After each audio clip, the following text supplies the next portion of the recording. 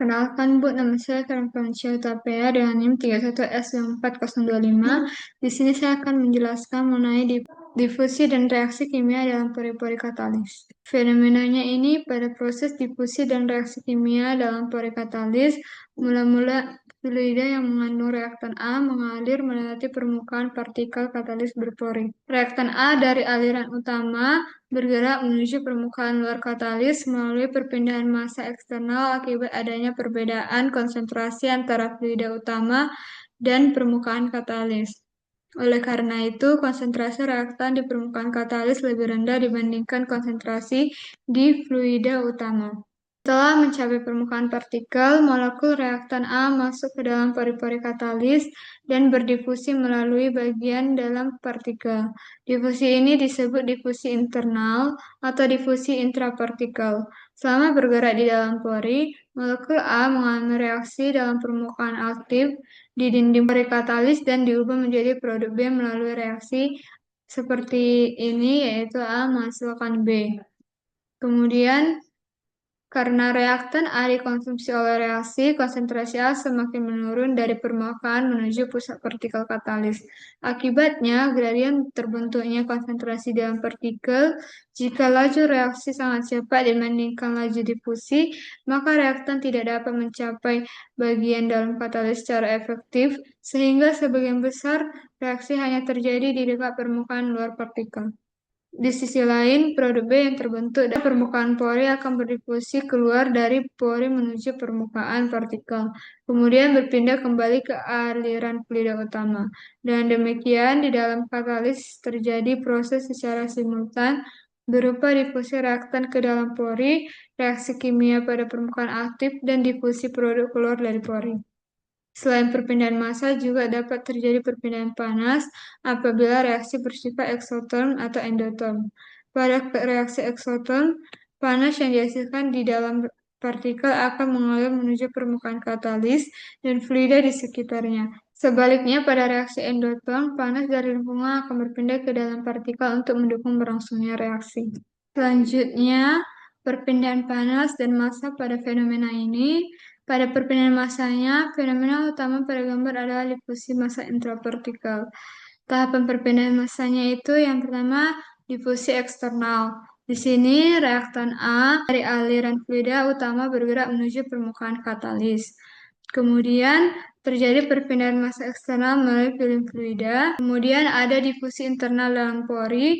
Di sini setelah mencapai permukaan katalis, molekul A masuk ke pori-pori. Di dalam pori, si A ini berdifusi menuju bagian dalam partikel sambil bereaksi menjadi B.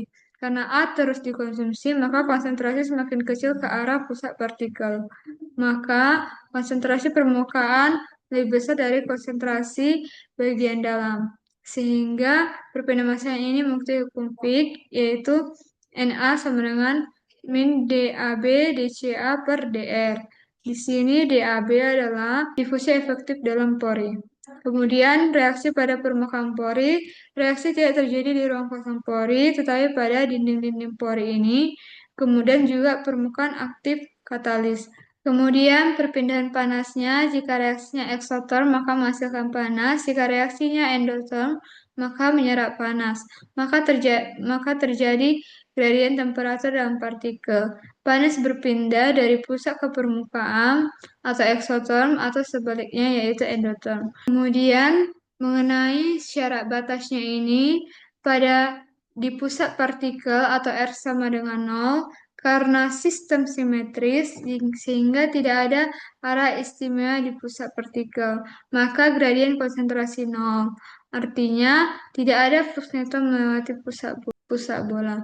Kemudian nanti ada syarat batas kedua di permukaan partikel yaitu R sama dengan R, di mana konsentrasi pada permukaan sama dengan konsentrasi permukaan katalis.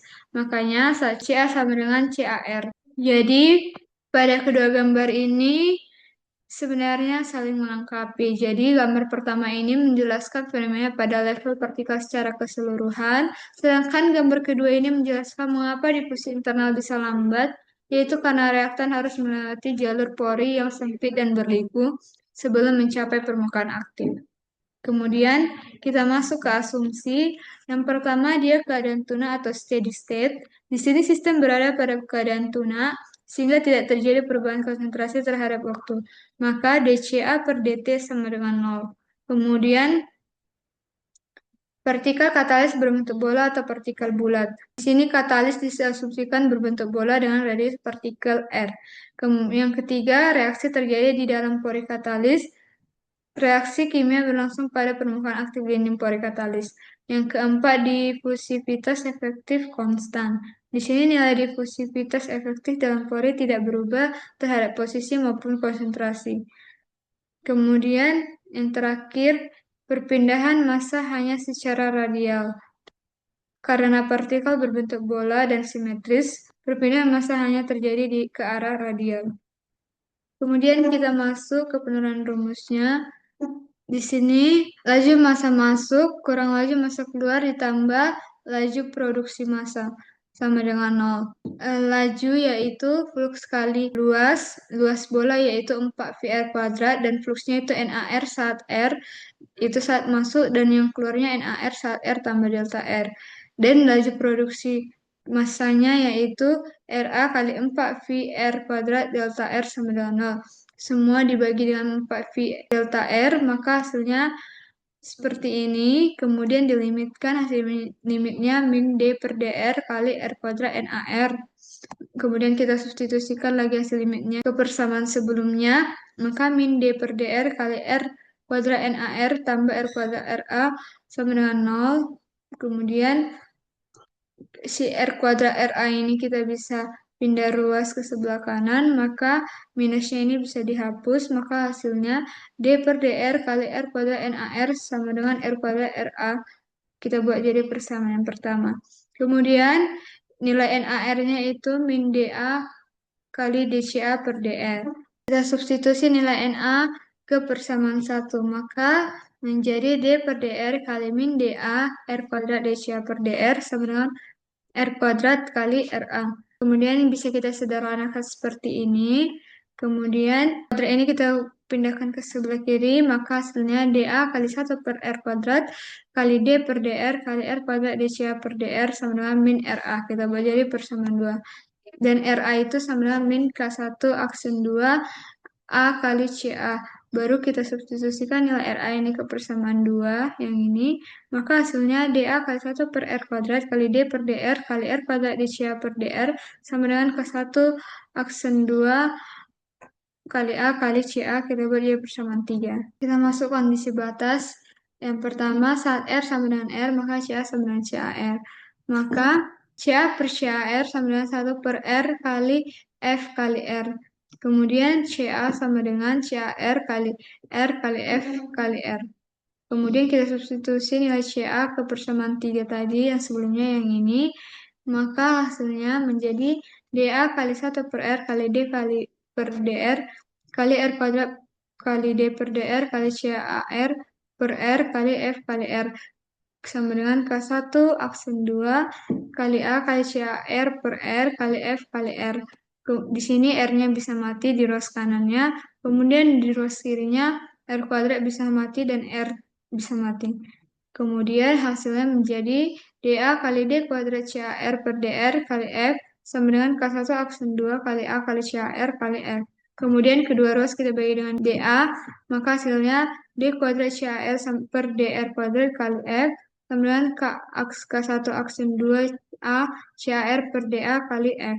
Maka D kuadrat F per DR kuadrat sama dengan K1 kali K1 aksen 2 kali A per DA kali F. Kita bagi persamaan 4. Persamaan diferensial orde 2 diselesaikan dengan fungsi eksponensial atau hiperbolik. Maka CA per CAR sama dengan C1 per R kali cos hiperbolik akar K1 aksen 2 kali A per DA kali R tambah C2 per R sin hiperbolik akar K1 aksen 2 kali A per DA kali R. Kita buat jadi persamaan 5. Untuk kondisi batas yang kedua, yaitu saat R sama dengan 0, maka CA sama dengan finit. Saat kita masukkan R sama dengan 0, maka hasilnya finit. Karena CA bernilai saat R sama 0, maka kita buat C1-nya sama dengan 0. Maka kita substitusikan nilai C1 yang sama dengan 0, maka hasilnya menjadi CA per CAR sama dengan C2 per R kali sin hiperboli akar K1 aksen 2A per DA kali R. Kita buat jadi persamaan 6. Kemudian berdasarkan kondisi batas yang pertama, saat R sama dengan R, maka CA sama dengan CAR. Maka kita substitusi dari kondisi yang pertama ini ke persamaan 6 tadi. CAR per CAR sama dengan C2 per R besar kali sin hiperbolik kali akar K1 aksen 2 kali A per DA kali R besar. Maka CAR per CAR sama dengan 1 sama dengan C2 per R sin hiperbolik akar K1 aksen 2 kali A kali per DA kali R. Maka kita dapat hasilnya C2 sama dengan R besar per sin hiperbolik akar K1 aksen 2 kali A per DA kali R besar. Kemudian kita telah dapat nilai C1 sama C2, maka kita substitusi nilai C1 dan C2 ke persamaan 5 tadi, yang ini, maka hasilnya menjadi CA per CAR sama dengan 0 tambah R per sin hiperbolik akar K1 aksen 2 kali A per DA kali R per R kecil kali sin hiperbolik akar K1 aksen 2 kali A per DA kali R. R ini kita naikkan, itu maka menjadi R besar per R kecil sin hiperbolik akar K1 aksen 2 kali A per DA kali R. Kali juga dengan sin hiperbolik akar K1 aksen 2 kali A per DA kali R. Maka kita dapat CA per CAR sama dengan R besar per R kecil kali sin hiperbolik akar K1 aksen 2 kali A per DA kali R kecil per sin hiperbolik akar K1 aksen 2 kali A per DA kali R besar. Ini adalah distribusi konsentrasinya yang telah kita dapat. Sekian dari saya, Bu. Terima kasih.